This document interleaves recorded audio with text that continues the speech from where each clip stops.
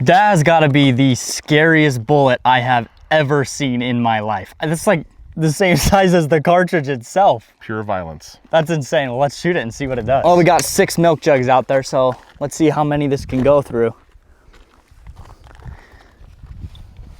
Hat backwards, he's getting serious. Oh yeah. He's not messing around. I don't mess around ever. Subsonic, so I don't need my ear pro. That's awesome. All right.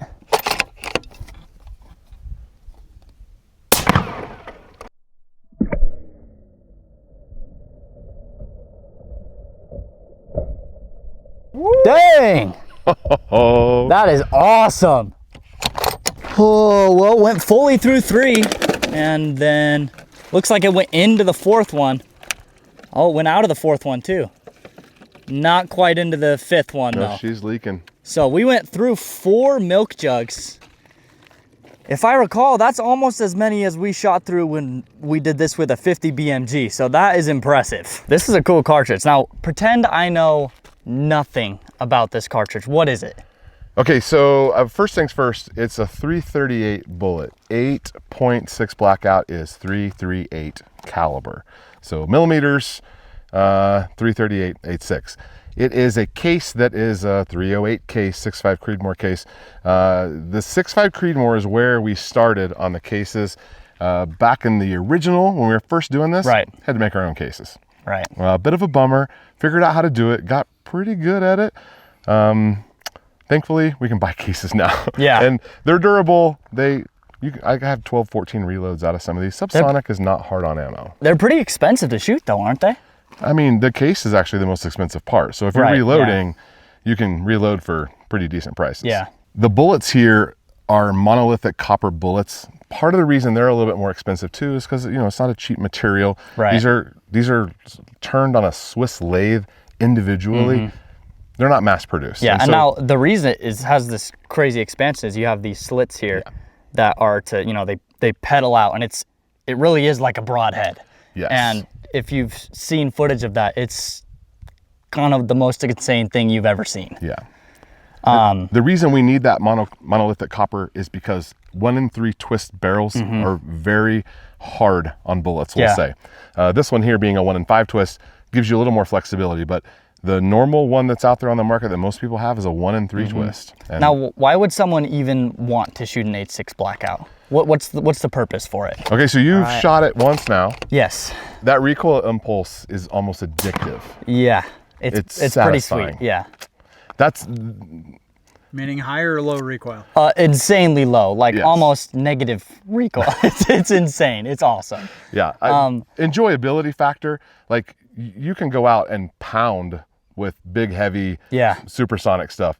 This is a little more refined. This is something that is more enjoyable. Yeah, when you're shooting out at the range, I mean, I love the big cartridges as much as anybody. It's fun to go out with an elephant gun or a 50 BMG and have that, just feel the force. Yes. But like when you just want to go out and shoot at the range, like your shoulder's gonna be hurting 10 shots in. And so if you can have, something like this, that's just 0 recoil, that's just so much more fun to shoot. So it's 22 enjoyability, but you can shoot a hog with it. Yeah, and it's just way cooler. Yes. Yeah, what kind of rifles are you gonna be able to get if you want to shoot an 8.6 blackout? It's come a long way. Originally, and one of the main reasons why I was interested in it is because I like to build my own stuff. I don't buy factory rifles, I make my own stuff. And so being able to make or convert a 308, you're a barrel swap away. So it was kind of originally intended to be a gas gun cartridge, which makes it accessible to most people, but I like to do some bolt gun stuff every now and then. And so it's not hard to get a RIM 700 action, swap a barrel on. This is a Mostech barrel that they pretty much have on the shelf now. So you could swap any RIM 700 to that and run it as a gas gun. And you can shoot them, you can shoot them out of an AR, but you have to go AR-15, or you can't fit it in an AR-15, correct? Correct. It's got to be an AR-10 platform. And that has to do with the length of it. We need that longer case.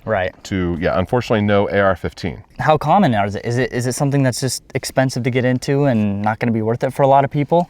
So or is it something you could just walk in and you can pick up 8.6 hobby? It's a great question. There's probably not a lot on the shelf. Okay. But they're available at some different online retailers. Faxon has them in stock. Gorilla makes guns. There's GQ Armory makes guns. Because of what it is, it does tend to lead itself to the more higher end components. But that being said, you can take your AR, your 308 AR, you can put a $89 Bear Creek Arsenal barrel on it, and you can run this, running those boat tail hollow point rounds that are just a couple bucks a shot. You could get into it cheaper, but this does tend to be more of a higher end option. Now you brought some different loads here, that different bullets. What are going to be the differences in, you know, the ELDM and you know, boat tail hollow point and that kind of stuff in an 8.6 Blackout?